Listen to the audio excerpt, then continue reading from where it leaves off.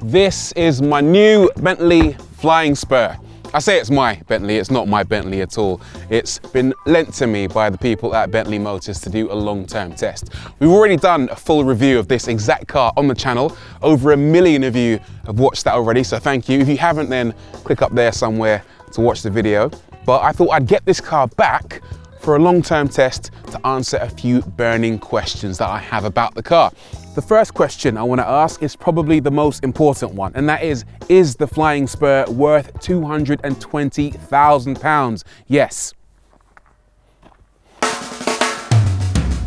Okay, so you can buy a W12 Flying Spur for £153,000, but if you start to splash out on a few options, that price will creep up substantially, with this particular test car costing as much as the average UK house. And that might come as a bit of a surprise because the Flying Spur shares a platform with the far cheaper, yet still very impressive Porsche Panamera. So why is it so much more expensive? Well, typically most cars, and this includes the Panamera, are finished on a production line. They move from point A to point B and they take around 48 hours to create. The Flying Spur also is built on a production line, but it takes a lot longer because it's largely hand finished. It takes a team of experts 130 hours, almost 5 days to build one of these.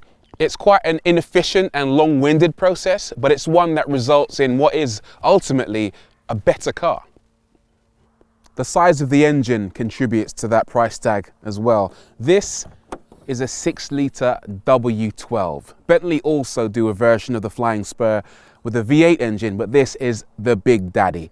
It's around 4 times the size of a normal engine. It produces 635 horsepower with 900 Newton meters of torque, and it allows this car to do 0 to 62 in 3.6 seconds with a top speed of 207 miles an hour. The Spur is the fastest production car with 4 doors. If you want to travel at ridiculous speeds in extreme comfort with yourself and 3 other friends, there is no better car.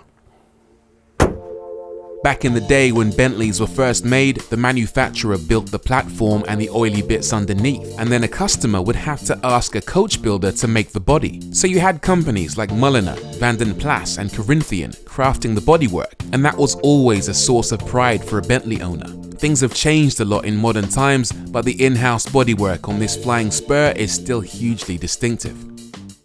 It's a big car, the Flying Spur, but it carries its size quite well. It looks regal and stately and attracts a lot of attention whenever you drive it. But it's when you get close that you start to appreciate the little details that make the car so special. Details like these LED crystal cut headlights, which look absolutely spectacular. They could have got that completely wrong. It could have ended up looking like an old 80s chandelier, but instead it looks like a piece of jewelry, a piece of art. I especially love these triangular LEDs all around the edge, which just make it look that little bit more special. I also love the front grille. Now, I know a lot of people find this quite contentious because the grille isn't made from solid metal, it's actually made from plastic, but that isn't Bentley cheaping out. That's because of pedestrian safety requirements. If a 2.5-ton Flying Spur makes contact with something made from flesh, then things could end quite badly. However, by having these plastic front grille strakes which break apart on impact and a front section that deforms upon impact, then whenever you make contact with a person at 30-40 miles an hour, they stand a much better chance of at least being able to realize that they've been hit by something as nice as a Flying Spur. Unless, of course, you land on the Flying B. This thing looks as if it could be quite painful, but it's so beautiful that it's not something you really want to get rid of. I want to talk a little bit more about this Centenary Edition Flying B because I've just noticed something today that has annoyed me quite a lot. Somebody at some point has made off with a piece of it. Normally, this car comes with an illuminated section of the Flying B that allows it to be backlit. So at night, the whole thing glows and looks absolutely spectacular, but somebody somehow has actually removed this little glowing section and made off with it. I have no idea what you're going to do with it, but if you're watching this and you have stolen a piece of my Bentley, then rest assured I'm going to come and find you. I'm really surprised that they actually managed to nick this because it's got an anti-theft feature. Look, you do that and it literally hides away from anyone trying to steal it, but somehow, some way, someone has managed to steal the illuminated feature, which is annoying. Anyway, I should point out that you can actually reveal or conceal the Flying B using a Wi-Fi tablet located in the back of the car. I'll show you that in just a second. More details now. On the side, 22-inch 10-spoke wheels in a grey painted and bright machined finish. There is no spare tyre, so if you're wondering what happens when you get a flat, which is a fair question, you just call Bentley and they'll send someone out to fix it. Ask me how I know. This is my new long-termer. Been running this for a little while. Bad news is it's got a flat tyre. Talk about first world problems, huh? There's a B-shaped vent just ahead of the A-pillar and the model designation badge just below it. As for length, this car is nearly 5.5 meters, which is absurd really. That makes it difficult to drive around town, but people do eventually move. Ask me how I know. Around the back, the Flying Spur looks brilliant. I again love the rear lights, which have lots of intricate detail inside. And look, it looks like a B to remind you that it is actually a Bentley, of course. I also love the exhausts, which have a rifled finish. They look spectacular. And of course, this winged bee emblem across the back. You push that and it opens to reveal all the junk that I've been carrying around for the past week or so. And if you look closely, there's also a lump right there towards the back of the car. That lump is very important. That's one of this car's best features. Let me show you what it is.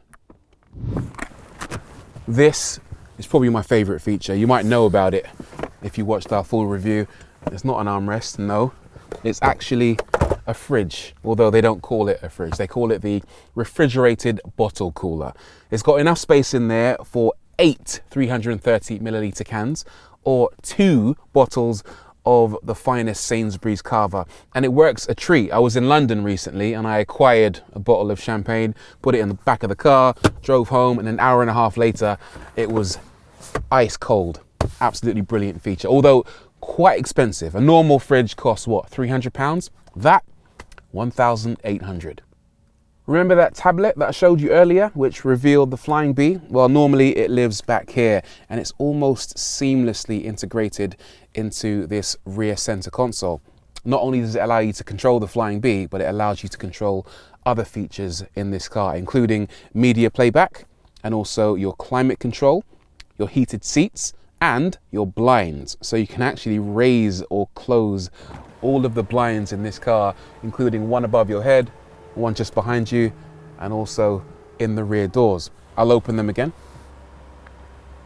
As for rear seat entertainment, well, the Flying Spur comes with a pair of tablets which live right here just behind the front headrest. Now, these allow you to do pretty much anything that you can on a normal tablet because they are normal Android tablets. You can surf the internet, the car has a built-in Wi-Fi network, you can download games. The only problem with these is that they run a very, very old version of the Android software, version 5. We're on version 12 right now. The OS in this particular tablet came out in 2014. Most people won't know or care, but I'm a geek, so I know and I care. Bentley, you should be installing more up-to-date software in your tablets.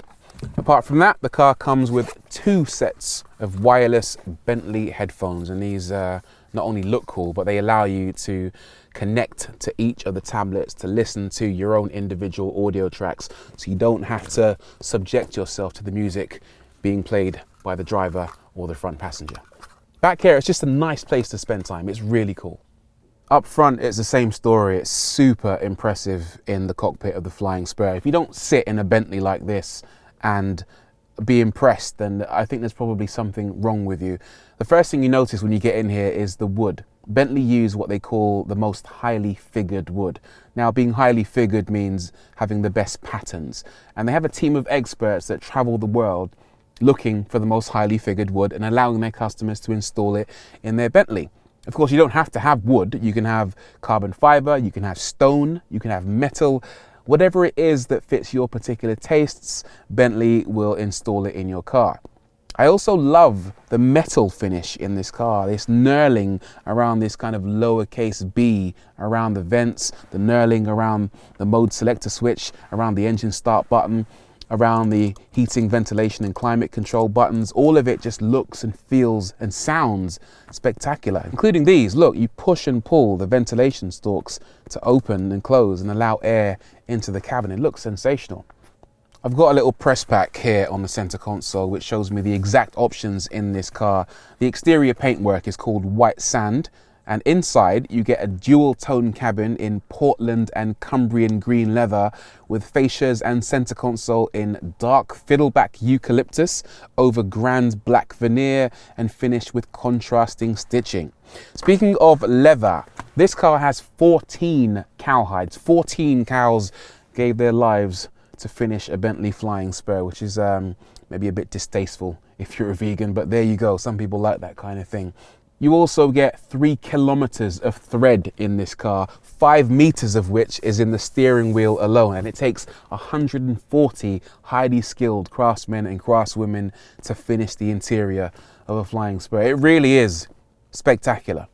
One of the coolest bits about this car though is the screen. You might be thinking, where is the screen? But there's a button called screen and you push it and it reveals your infotainment system, which is actually quite simple to use. It's a joy to get on with. But if you want to be a bit more minimal, you push screen again and the whole thing rotates to reveal another set of dials. In this case, your outside air temperature, your compass, and a stopwatch, because this car does have launch control. But if you don't want that and you want to revert just to seeing the lovely eucalyptus wood or whatever it was called, you push and hold and it rotates to reveal a very, very minimalist canvas.